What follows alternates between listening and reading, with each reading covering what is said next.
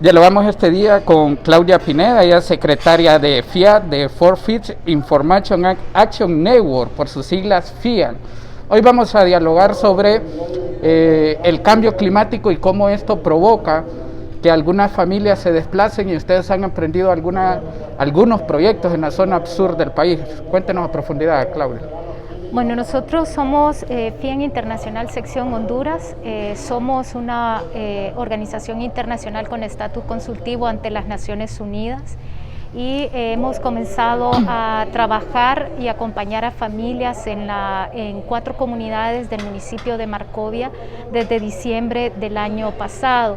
Hemos comenzado a hacer algunos diagnósticos situacionales de las familias en 4 comunidades, y dentro de la problemática que se destaca es la intrusión marina en suelo firme, y que eso ha provocado pues empeorar las condiciones de pobreza ya preexistentes que tienen las familias, y la situación es sumamente precaria, y cada vez es un problema que se agudiza no solo en estas 4 comunidades, sino que estamos hablando de una problemática en todas las costas hondureñas, sea del Atlántico como del Pacífico, y que pronto, muy pronto, cada año se puede salir de las manos.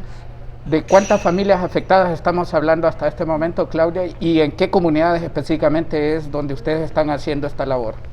Bueno, uno de los ejemplos es, por ejemplo, Punta Ratón, que Punta Ratón es una de las zonas turísticas por excelencia en el país, y una de las partes de Punta Ratón, que se le denomina Las Puntillas, ya hay más de 100 familias que han sido totalmente desplazadas por el mar y han sido reubicadas desde algunos años atrás. Sin embargo, ellos siguen sufriendo la situación, porque la zona donde están reubicadas por las altas mareas, que no precisamente tiene que ver en épocas de eventos climáticos extremos como tormentas tropicales o los huracanes o depresiones, sino que simplemente por el comportamiento del mar, esas altas mareas, claro, todo el cambio climático también tiene que ver con una mayor severidad, digamos, en el aumento de sus niveles, y pues estas familias en la reubicación igualmente sufren todavía permanentemente inundaciones. Así vemos también, y quiero hacer el ejemplo en la costa norte, en Omoa, 44 familias finalmente, después de más de una década de lucha para su reubicación, están construyendo sus viviendas, pero igual porque sus comunidades totalmente fueron abnegadas por el mar.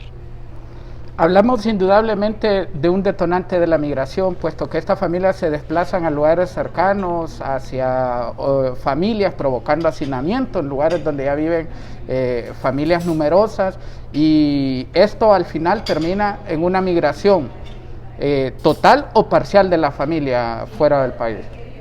Sí, los procesos migratorios y de desplazamiento, porque hay una diferencia, podemos decir, en ese sentido. Esos procesos de desplazamiento y migración son multicausales. Una tiene que ver ahora pues los efectos del cambio climático y la variabilidad climática en zonas, por ejemplo, como el corredor seco, en que las comunidades ya no tienen posibilidades de producción alimentaria en sus parcelas por la falta de agua, la escasez de agua, y bueno, y otras condiciones que tampoco no tienen medios productivos a la mano, tierra, agua, semillas. O sea, es una problemática mucho más compleja, que no solo tiene que ver con elementos ambientales, sino también de condiciones económicas históricas que tienen las poblaciones en las zonas rurales, en el caso de los pescadores, que es sumamente dramática. Y eso ha conducido a que se acelere también, y como un punto más de estos desplazamientos, que se quedan sin hogar, sin una vivienda.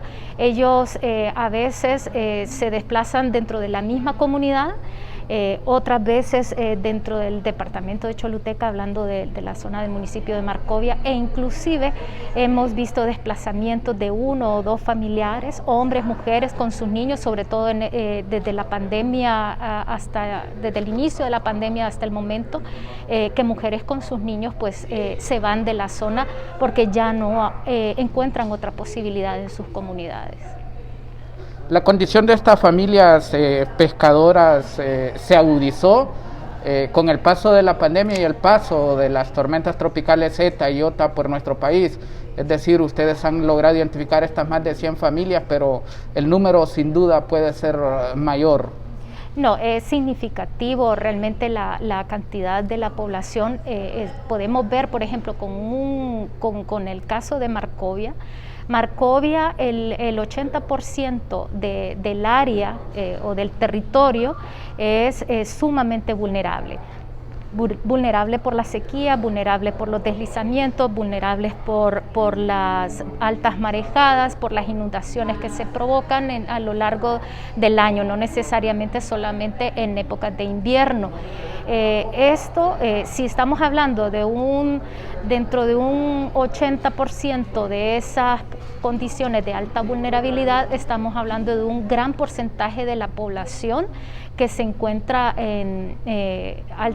altamente en condiciones de exposición a estos eventos climáticos, a la destrucción de sus viviendas, a la falta de disponibilidad de alimentos, porque eso tiene que ver con la disponibilidad de alimentos, con la posibilidad de acceso a servicios básicos como agua y saneamiento, por ejemplo. ¿Qué medidas tomar a partir de todo este estudio que ustedes realizan y ya una vez identificada la problemática y la condición de estas familias? Es decir, el problema ya está plenamente identificado a partir de este momento y con los organismos con el que ustedes trabajan también de la mano, ¿cuáles son las medidas a seguir o las recomendaciones a implementar? Bueno, debe replantearse definitivamente la visión de un sistema nacional de gestión del riesgo, que en este momento está enfocado más hacia la asistencia inmediata cuando se dan eventos extremos y que es evidente las inundaciones en las comunidades donde la gente queda sin alimento inmediato. Entonces ese es el momento en el que acude o se activa el Sistema Nacional de Gestión del Riesgo, pero debe tener un papel mucho más planificado, con antelación. Si sabemos que todos los años hay inundaciones, pues ya prever esas zonas, cuáles son los albergues, ir más allá digamos, de la atención inmediata. Entonces el sistema debe tener otra visión, debe ser enfocado bajo los derechos humanos, porque hay que decir que todos estos elementos o este contexto adverso de pobreza, de falta de vivienda, de alimentación, repercute en derechos fundamentales, derecho a la salud, derecho a un ambiente sano, derecho a la alimentación. Entonces el enfoque, además del Sistema Nacional de Gestión del Riesgo, debe tener un enfoque de derechos humanos. Otra de las salidas que también son necesarias es que ya tener la claridad de cuál va a ser el desplazamiento o el comportamiento del mar en un corto, mediano y largo plazo, para saber qué va a pasar con la población, qué hacer con la población que se va a ver directamente afectada.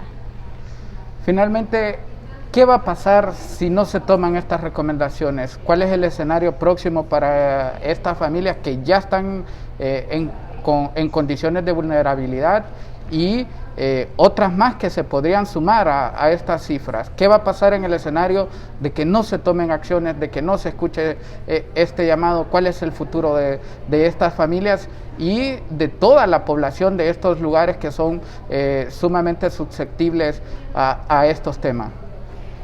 Bueno, el primer efecto va a ser esa migración y ese desplazamiento de la población, que va a ejercer mucho más presión en las zonas urbanas o semiurbanas en el resto del país. Eso va a significar una expulsión de más hondureños fuera de nuestras fronteras. Eso va a implicar también conflictividad social, mucho más a mayor profundidad. Va a haber una mayor disputa por el acceso a vivienda, por acceso a tierra, va a haber mucho más aspectos de conflictividad en ese sentido, aumento de la pobreza, por supuesto. Hemos dialogado este día con Claudia Pineda, ella es secretaria de FIA Capítulo Honduras.